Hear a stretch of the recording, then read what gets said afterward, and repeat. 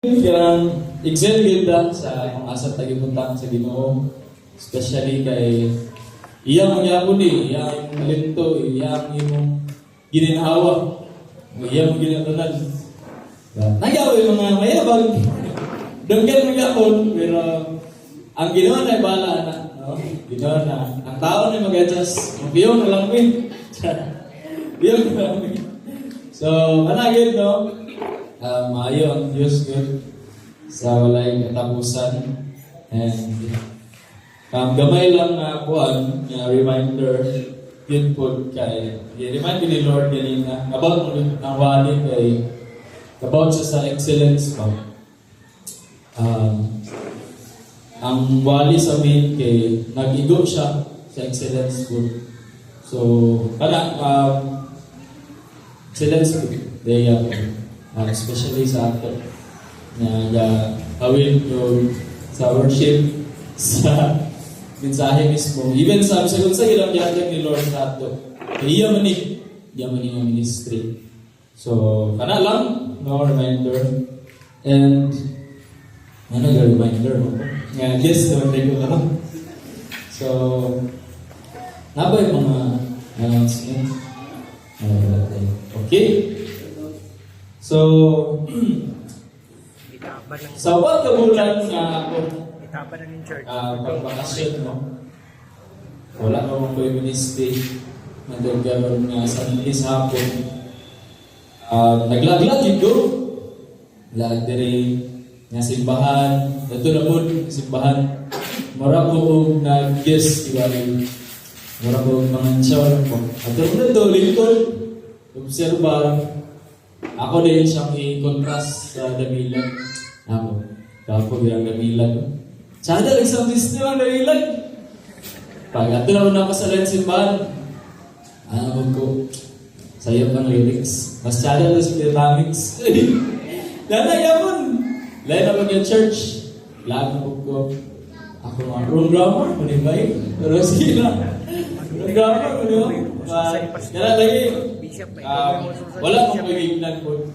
Kamu lang naman ang pagignan. So, dito sa account niya pag-alibak. No. And, yabot ko lang tayo na last week, hinagyan ko ni Mr. Josh po na mag-speak na rin. And, nakabalibad yun ko kay birthday sa Lula. So, pag ako na ito, kay wala na may bottle, nilago, CCF.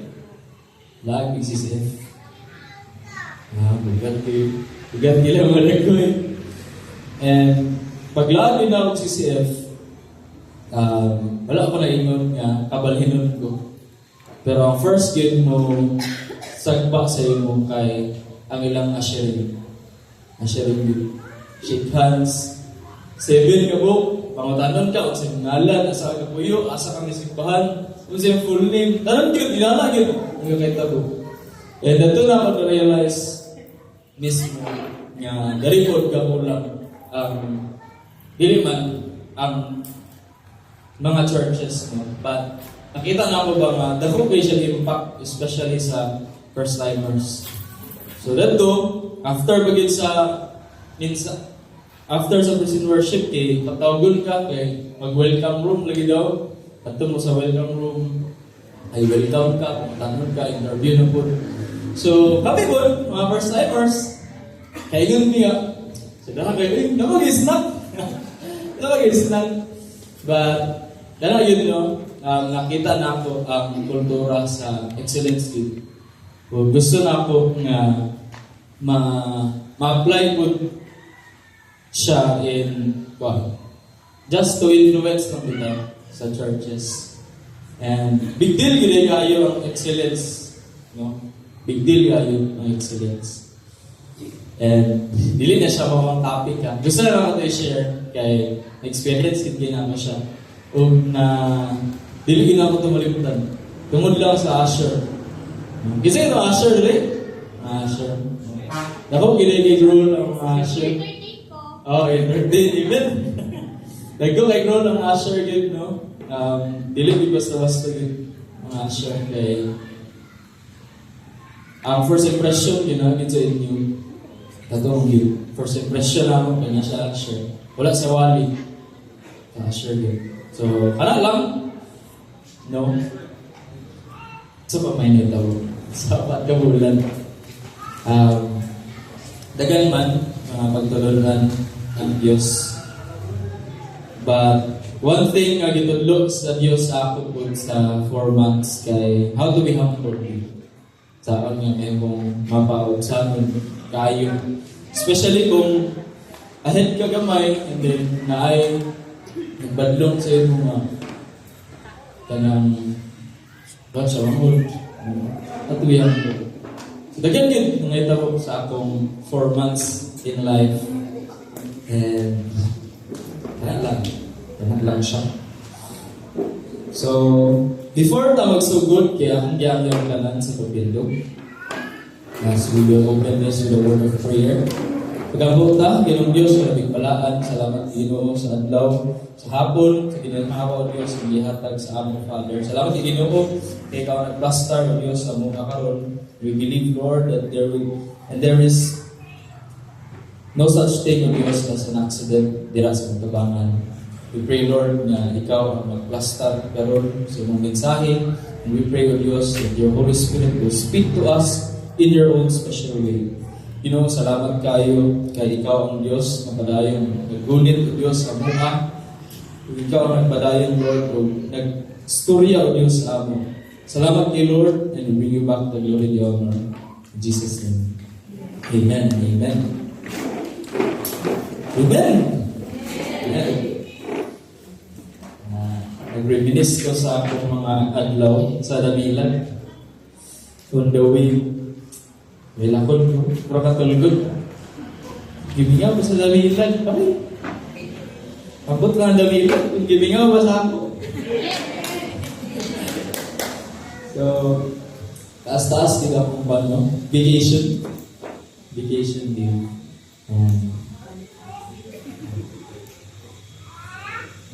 Ready na? Or, sige. Open your Bibles with me in the book of Hebrews 8 to 13.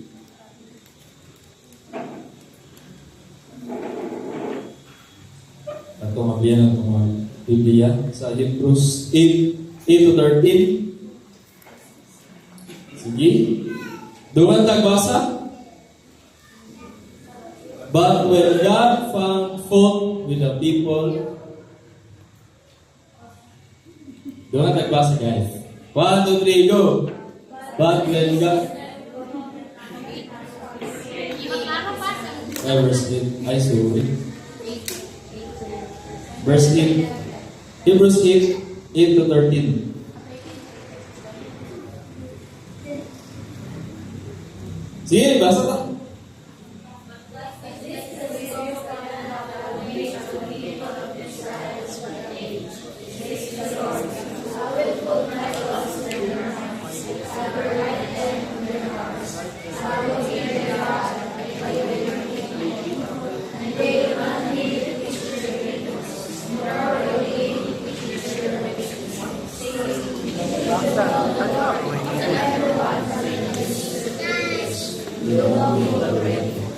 I will forgive their wickedness, and I will never again remember their sins.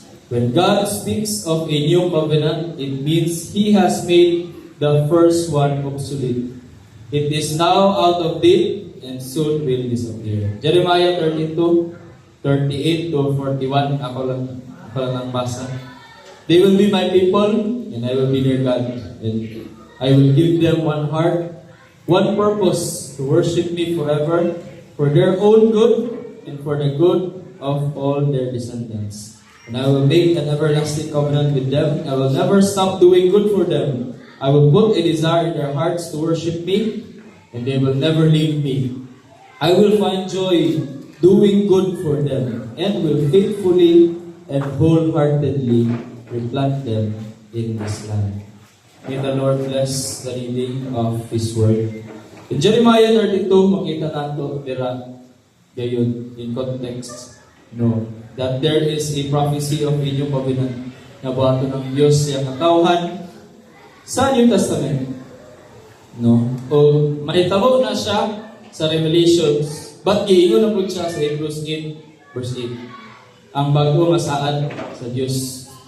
O kani nga saad, no, ang iyang giingon, I will put my laws in their hearts, in their minds, and I will write them on their hearts. I will be their God, and they will be my people. Muna siya ang saad sa Dios sa iyang katawhan din. Now, kung ato yung himay-himayon, naay daan nga saad o bagong saad ng Dios. Ang daan nga saad, kaya nag-explain siya, nga naay agreement ang Dios sa iyang katawan sa Israel. Pamagi sa iyang propeta nga si Moses. Katong sa Exodus 19-24, makita niyo dira yun nga nagsaad ang Dios iyang katawan that He will take care of them. Pero ang twist, ibali, ang tanan dapat kaingon sa Dios, kailangan nila sundin. O kung dili sila mo sunod, they will be punished. Punish yun nga, patyun. Or punish nga i-curse. Punish po nga i-separate sila. Inana ka brutal sa ilang manahon. Ug ang Old Covenant, dagan siya og under iwali na ayopat ka po. Ang isa ana kay they had to follow the laws of Moses strictly.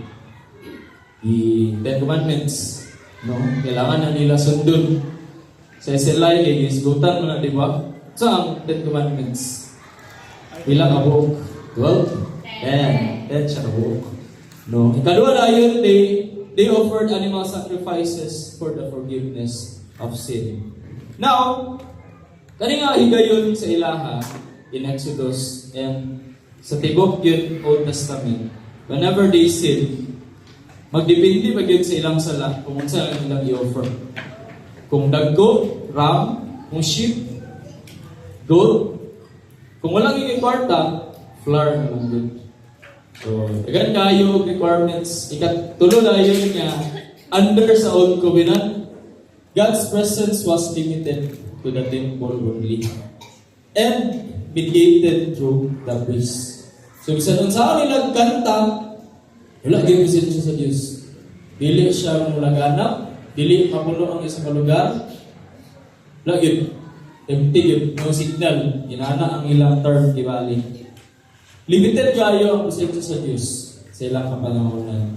Kaupat dayon yung kahitabo. The covenant was external, meaning sa gawas mo siya. No, dili siya sulod. Nakasulat siya sa bato, dili sa kasing-kasing sa katawan. So, dali niyo makita, sorry, nabiyaw ko. Dali niyo makita na naagyoy diferensya o lisod yun yung mga lagad sa mga panahon. Ang pwede lang mga lagad sila, katong gitawag yun sa Diyos. Katong itong na ay nadunggan na tingog, or katong giprophesy na yun siya, na siya ginawag yung priest. Sila lagi na pwede mga lagad sa Diyos. Kaya, isod man, no? Kung ang new covenant, mga igsuon, kaya inani na din yung tabo. Inani ang transition kay Baliana. No? Na ay old, and then na ay gibuhat ang Diyos para ma-fulfill ang new covenant. Sa ang new covenant, Pastor? Inani ka simple, no? Na ay gibuhat ang Diyos nga kita tanan na kabalo. Yang padala yung anak, pagpakamatay para bayaran ang punishment sa sin to replace and to fulfill the law. So, ang gagayta mo, instead nga mag-offer og sacrifices para mapasaylo ang sala, napasaylo na ang sala. No? And dili na nga nasa tablets ang balaod, wala na sa bato ang balaod. Dili na nasa kasing-kasing sa iyang katawan. And now, ang Holy Spirit, ang balang Espiritu, dili na siya external lang. Nanagin po siya sa kasing-kasing sa mga dosa. Especially sa inyo o sa ako karon. And ang ikapat ni people can now personally connect with God. Muna nila nga na personal relationship ang tao sa iyang Diyos. Dili nga priest lang, dili nga propeta lang, kundi ikaw din mismo ay relationship sa Diyos. So, ang naitabo, dili na about sa balaod, Kung dili, sa grasya na ang New Testament. So, maraming SLI, no? Maraming SLI. Pero bear with me, kay naay mensahe ang Diyos. Amen. O ganing ang mensahe ko na atong gitaytulan, the New Covenant. Ang bagong saad sa Diyos. Now, naay upat ka promises ani bagong saad sa Diyos. Dili lang dahil nga para lang i-internalize ato, para makabati tag konsensya. Kundi para dahil makonekta balik sa Diyos. Amen? Amen. Number 1, na ay inner transformation. In Hebrews 8 verse 10, but this is the new covenant I will make with the people of Israel on that day, says the Lord. I will put my laws in their minds, and I will write them on their hearts. Hearts, no? So, dili lang day nga nakabutang ang balaod sa ilang mga kasing-kasing, but apil mismo ang balaod sa ilang una-una. Dili na nga daan, but nanay bago nga transformation. Naay bago nga creation through the new covenant. In the old covenant, God's laws were written on tablets. Pero karon, sa kasing-kasing higit siya sa katawhan. So, dari gid nato makita, no, nga the moment nga mudawat ang isa Kristohanon sa kay Ginoong Hesus, or sa isa ka unbeliever toward kay Ginoong Hesus, makabati siya ng inner transformation. Meaning ani, mabago gid siya mismo. Dili nga chance lang, but naagi kabaguhan. So if ever gali nga naay mga higayon pod nung naa kay Glenn Ruban, pero tingala ka kay dili lagi ning gawad ko. Nanagid, actually hinahinay lang. Di ba yung ginagawas? Inner pa man. Inner transformation. Now, under the new covenant, God does not just tell us what to do. No? Ang Diyos, wala lang siya gaingon kung sa'yo itong kailangan buhaton. But, iya kitang baguhon. Inside and out. Pamagi sa balang espiritu, nga iyang isulat mismo sa atong mga una-una o kasing-kasing. Now we can begin to desire what pleases God. Kita na karon kay sugod na ta nga i-desire ang unsa sa Dios. Ga-obey na ta naturally. Dili na kailangan kugson ni life coach. O ang pagkabalaan or ang pagkamaayon kibali kay ga-flow na siya sa relationship. Dili na sa balaod. Amen? Amen? No? Muna siya, no? Ang iyang sa Ezekiel 36:26 to 27. I will give you a new heart and put a new spirit in you. I will put my spirit in you and move you to follow my decrees.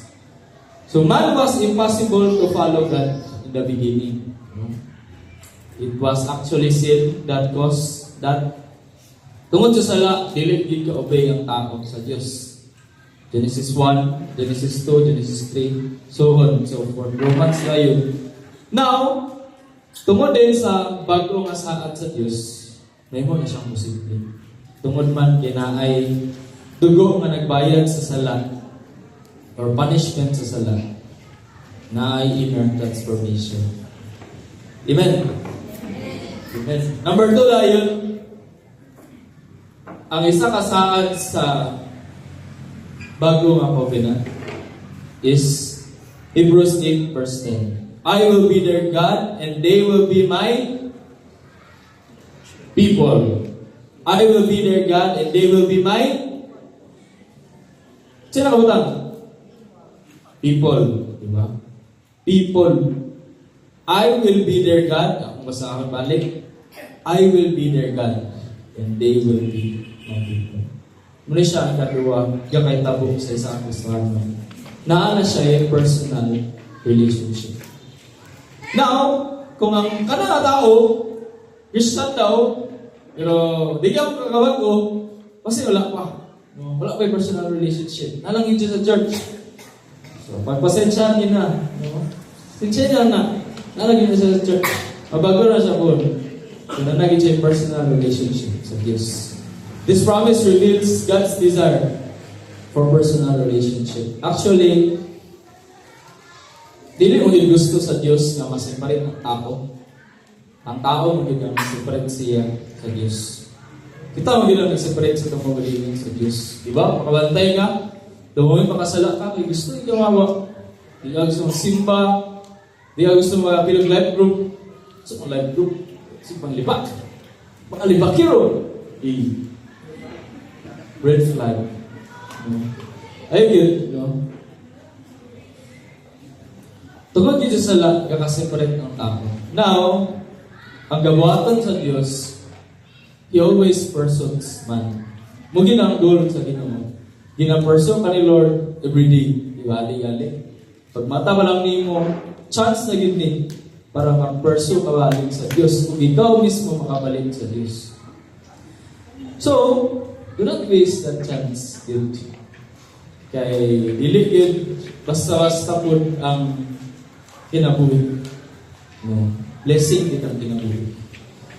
And, actually, magiging akong problema, no? Pag nakoy one week, kay over-prepared kayo. Nagdagan niyo yung kakabutan. But, muna siya yung tabo yun sa katawan. Kung na personal relationship ang katawan sa Diyos towards siya, ang blessing daw, diretso siya ang flow board. Ang command ni Lord kay ma-follow siya sa tao, which also means na ang iyang panalangin mo-flow rin diretso. So, God desires us na mahibalik ta siya. And this is that sad truth in the church. Many are here, pero wala yung personal relationship sa Diyos. Nalagay ka rin, lingkod ka. Siguro lang niya, sama ni church, sabi. Siguro lang, nanakad rin, naglingkod ka. Pero, ang iyong prayer life, masa ka last na pray? Wednesday, pastor, sorry. But, no? We should pursue God as He pursues us.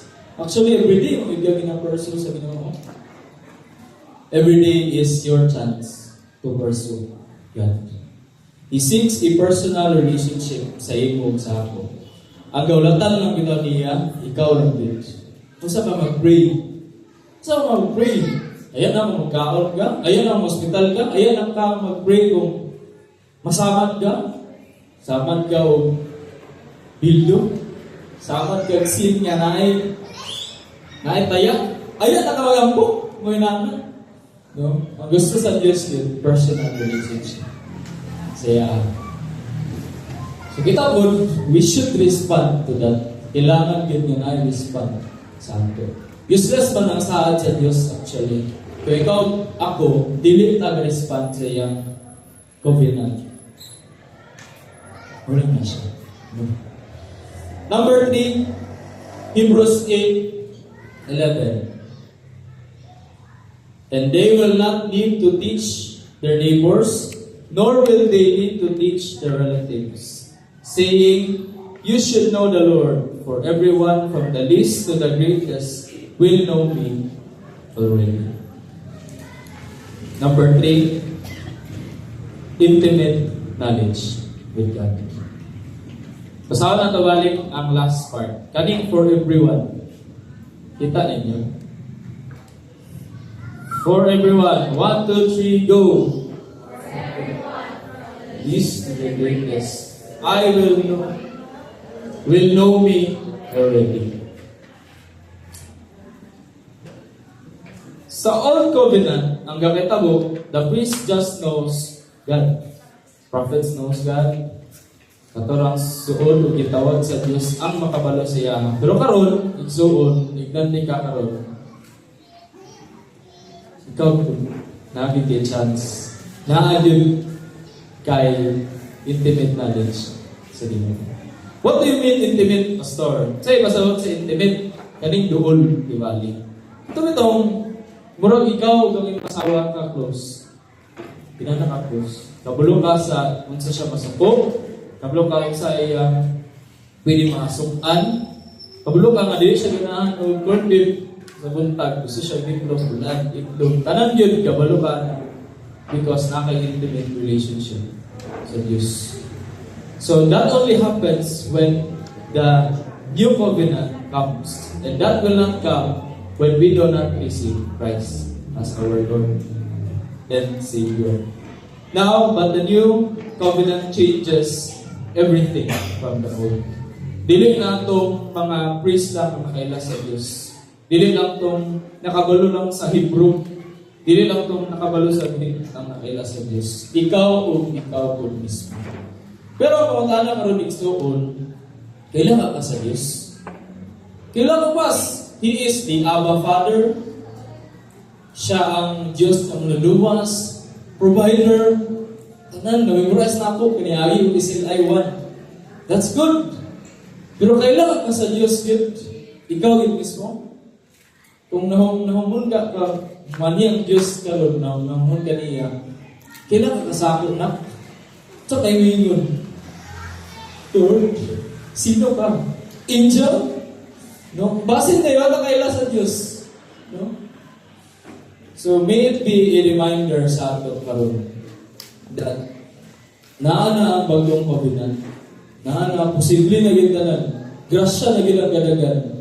Pero kung ikaw gali, dili yapon ka ginasprang sa Diyos. Useless yapon ang bagong covenant.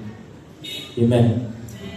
Kung magpabilib yapon nga, busy kay ko Lord bay, di ko ka-attend sa prayer. Di ko ka-attend ng live of Lord eh. Busy kay ko Lord. Trabaho ko ni, hustle hard. Tanang lang gabaton para ni sa mo, busy kay ko Lord. Kung inana, bitaw ang respond. Actually, warning na lang din sa ato na tagas ka. Nakamatayon diya, dili siya kailangan. Dili siya predictable. Pwede mo siya ma-predict nga, ma-healthy ka pag ugma, pero kamatayon, dili predictable. Pwede ka dili mag-inumog ko, pero pwede mag-atake yun niya gabiin. Di ba? Unpredictable ang death. But so, let me tell you again and again. God wants this intimate knowledge of Him. Gikan sa iyo. Intimate relationship. Ikaw na lang yun ang iulat sa Diyos. Hindi mo ka mag-exist yapon sa kalibutan na wala ang Diyos. Actually. Kaya nalamang kita sa una, di ba? Believer. Hindi mo yun. But, karoon nga nakabalo ka, pursue an intimate knowledge with God. Ilang Diyos, dili lang sa Sunday, dili lang sa Wednesday, dili lang po sa life group, pero everyday yun, i-pursue Diyos. Kaya yung gino, di ba? Joshua 1:8. Meditate on this word. Day and night. Day and night. Amen? Day and night. Day morning lang. Wala mo to diya. Day and night yun. Day morning, gabi din, bumsaking. Gabi na yun kay sa mga, sa mga ginatanaw mga preacher. Pastor Josh, Bishop Bong. Dili dira gain. No? Ang intimate knowledge, gusto ni Lord in my person. Pero mabugan siya kung tinabulan ka. Kung gasalig lang kasi yung coach for me, magbuhog sa imo, dilig yun. Okay, you will not improve. You will die. You will die again to your old self. Mamatay yun ka sa imong daan nga. Kinaiya. Daan yun. Budaan yun ka. You will be worn out again and again. No. So just like what He said, He wants an intimate knowledge with you towards Him. Tungod aning new covenant. Last tayo, huwag na mong yun eh. Hebrews 8 verse 12, makita na ito.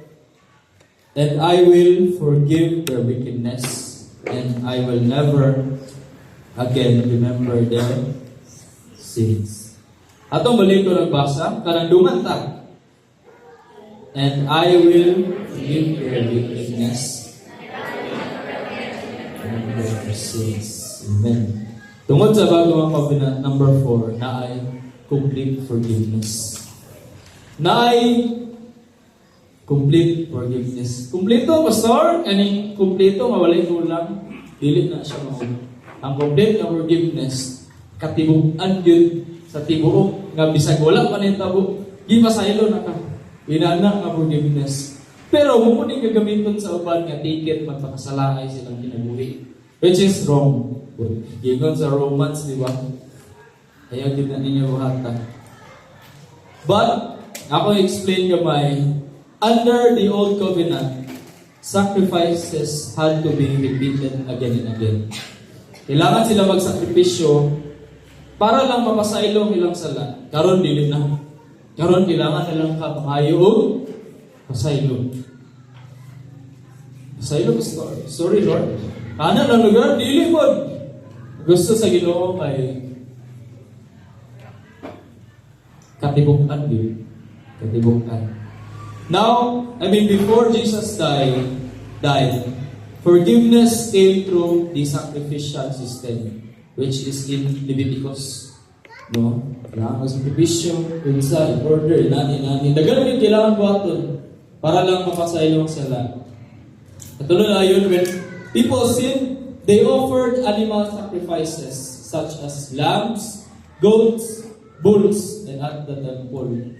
Now, sa ilang time, mahal, karon po, mahal yun siya. Ang lambs, pila bang lambs karon? Nakoy na dunggan sa Google, yun, ang lamb, kanaging buhi, kay 14K, 14K na. So, every time makasalag ka, easy 14K, di ba? Ang magkaon kay pare, pasaylo yung sala. Okay na, busog sila. Ikaw, gustuhan ng 14K. Ang goats, pila ba ang goats karon? Mahal kayo, pila ba? 5,000? 6K, 7K, 6K. Mahal na good. Diba ang bulls? Sharon na ang bulls. Diba? Pila ka na. Tsaka pa mahal. Kaya yun ka mahal sa ila sa una. And now, ang imo na lang tuhaton kay mga pasaylo sa Diyos. Ano na lang, libre. Sa dito na ito, but sorry Lord. Sorry Lord, ano big ka? Di ba ka magbago? Di ba maglibak? Charlan. Sorry. Pagbago na kay ako na balik ang Ginoo. No? Leviticus 4:20, and the priest shall make atonement for them, and they shall be forgiven. Look at that process. Kailangan niya na yung proseso para masaylo ang sala. Ikaw, kailangan na lang ikaw lang po. Pag inulsun, matalikod na. Sayang ma'am, what maganda ma-fail? Ako din. Dili ka mo. Ako rato. Now, these sacrifices did not truly remove sin. Did you know that? Nga ang tanan na, dili siya remove completely sa sala. They will just cover you temporarily. They will cover you in the sense nga ugma, hindi na mawala. Kung magpakasala, huwag ka ugma. No? Inanaragin ka, temporary ang covering sa una. So, pastor, mahal na kayo magpakasala? Oo, mahal kayo sa una. Pagkaroon. So, forgiveness before Christ was expensive and was not assured. Dili ko siya sigurado. Temporary naman. Temporary covering. And nakoy pangutan sa mga tagusa. Kani ang pangutan niya. Do you believe in the phrase forgive and forget? Forgive and forget. Story. Ito ka na. Ngayon kasasi mo. Imong gipasaylo, tas kailangan imulimtan. Well, ang i-explain ni Bishop yun sa amo. Ako ni-insert. You can forgive, but you cannot forget you. Hindi mo malimtan ang sala. It's not to make it a weapon para atong mga tao, but hindi mo siya malimtan yun ang sala. Nanagin siya sa iyong mind na imo siya lesson ibalik sa imo. But kani din yung pangutana, do you believe that when God forgives, He also forgives? Gato ka pa niya. Ako gato pa niya. So, kailangan mo ginang Diyos. When God forgives through His Son, dili siya ma-amnesia. Mawala yung sala sa mga. But, tungod kay gugma siya, tungod kay mercy po ng Diyos, He chooses not to record them sa imo sa ako. That means, He does not totally forget, but He forgives. Meaning, iya itong ipadapli. Dili ko niya gamitin sunod. But He forgives completely. In other words, mga igsoon, when God forgives, dili na gitna, dapat ko nimo balikon. Kaya kung imo na balikon, imong gi-remind si Lord sa imong gibuhat. Diba? Harsh. Sorry guys. Harsh yun din siya, bro. Inali yun ang kakita po. When you sin, imong ginapariman si Lord na muni ako Lord. Akong sala niya ako Lord. O, delikado na siya sa imo. Kaya yun yung condemn sa imong katibukan na kinabuhi. That's why be comfort with that sa Diyos. Diba kung nana ka sa Diyos, you are a new creation. Bago na kang pinuma. That's why again, po ni John Maxwell, failure is not final. It is the fertilizer for success. Our failures are not death sentences. Dili ko siya ang katapusan. Dili na ang katapusan. And it does not define us. Dili na ikaw. No? But they refine us. Ang imong failure, they are not death sentences. Kung dili na ikaw mismo. They will refine you. Rick Warren once said, God never wastes a hurt. Dili siya gawis o sakit. Dili ka sakit nga kaulit, but ang kasakit nga kaning sa sulod. The moment kasulayan ka sa Diyos, no, that will cause growth. That is a seed. But lahi po ning failure in the sense nga nakasalang ka and then gusto ka mabalik sa Diyos. Now, so no, I will remind you again and again, I'm not abusing God's grace, but please, yun. Kung naagali, gapadayunon mo karon, no, He does not condemn you, but He wants you to turn back to Him. Murag yun na ang gusto sa Diyos sa iyong sa ako. Dili na nga, gusto ba ka ipanish sa Diyos? Wala may nana. Naraman na sa death ni mo. No? Although na maging consequences sa pagkakasala. For the moment bitaw that you ask forgiveness and you turn away from your wrongdoing, dira na layo. It will cause changes. So example, no, the new covenant has this power in our lives. Na siya power to completely forgive. Completely forgive. Balik ko na ako. Completely forgive. Katibungan yun nga kakasayuan. Ini ang reality nato. Kay when we sin, we are condemned. Di na makabuhat o maayo. Di na ka buhat sa iyang gusto ipabuhat sa iyo. Ayaw po. Ask forgiveness, turn away. Pero do the good things na iyang i-assign sa iyo. Let go. Tuwali yapon. Pero make sure na di na limubato. Kay lesson na sa iyo. Amen. Amen. Sensya ko, medyo harsh. Nakabisita ang church. Nga harsh ang ilang pastor. Harsh po doon. Yeah. So, inalin ka simple example. The old covenant was vanished. The fulfillment of the new covenant is here through Christ. In Ephesians 2:8, makita nato, diba? That by faith alone, you are saved. Not by our good works, so that no one may boast. No one may boast. So, na lang yung covenant through Christ. Ang pangutanan na lang karon kaya, are you willing to accept Him as Lord and Savior? Diba? In conclusion, these promises are not our ticket to be led by our flesh. But it is the privilege and a reminder to be faithful up until the last day. So, kung kita kabalo ko sa tapakan sa Diyos, hindi mo ba niya kuhaan niya? Pagawas ng simbahan, hindi na yung mga Jesus name. Pero hindi na, inanagin ka-instant ang death. Pero inanagin po ka urgent dapat nga makikinig ka sa Diyos. Kailangan din marinig ka sa Diyos. Kaya He pursues you every day.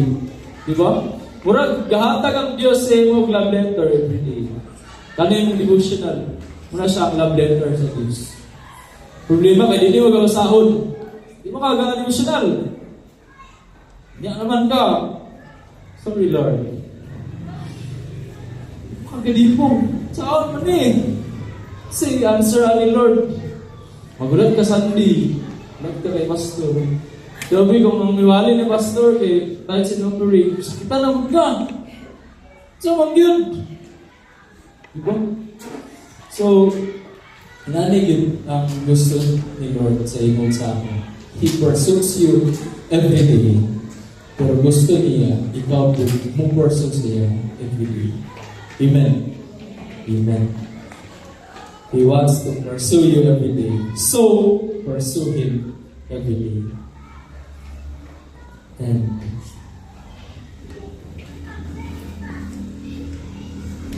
when you come to faith in Christ, that's when the new covenant steps in sa iyong life. And it will never happen kung dili ni mo dawato ng Diyos as ang imong Diyos kung magluluwas sa iyong ginagawa. That's why siguro buhay mo karon para mag-reconnect sa iya. It's still a new chance of renewing. Diba? Ako yung chance gapon.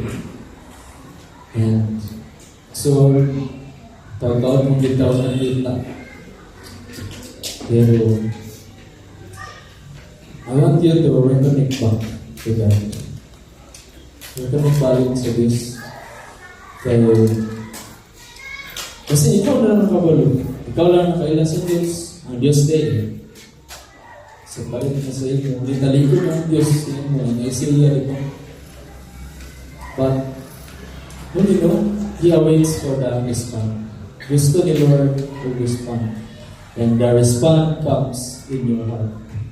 Ikan siya sa kasing-kasing.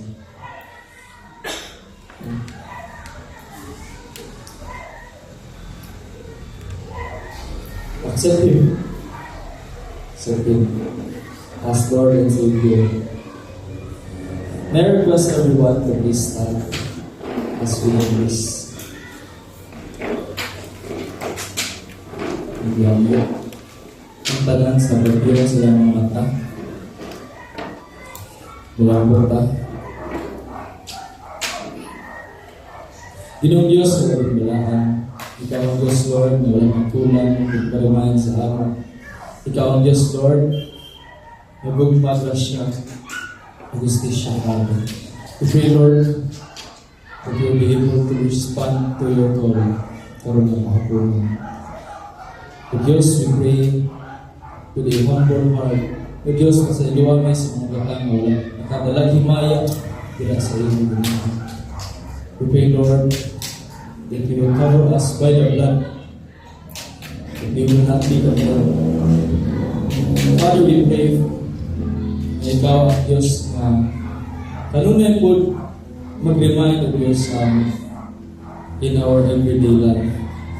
Ginoo, salamat sa pagpaliman ng Diyos sa mga.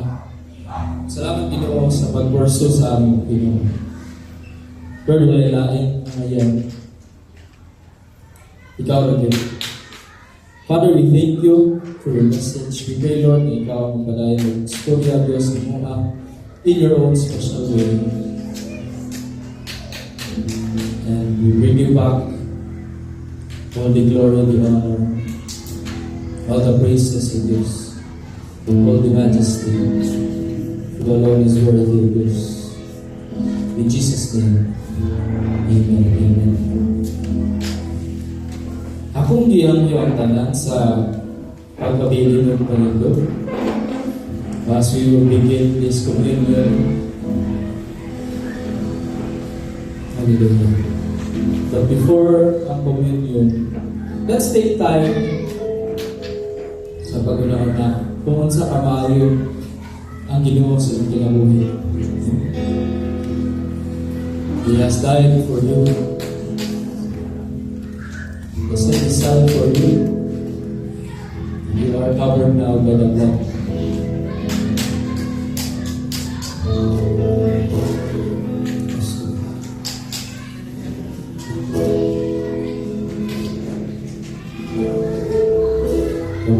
Labing gamhanan niya Diyos ang kanimo tanan kasing-kasing abli. Kanimo walay sikreto na matago.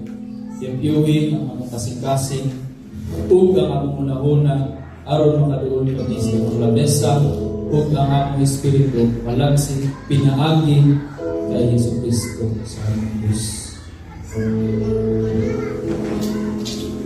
Ipasalamatan nato ang Diyos tungod sa kupa sa panalangin. Matag inom nato kita niini maong uban tig-ambit kita sa dugo ni Kristo ug matagkahon nato sa pan nagigkas-gikas na tig-ambit kita sa lawas ni Kristo. Kay may usa lamang kapan ug bisan daghan kita usa lamang kita kalawas nga nakig-ambit man kita sa usa lamang kapan.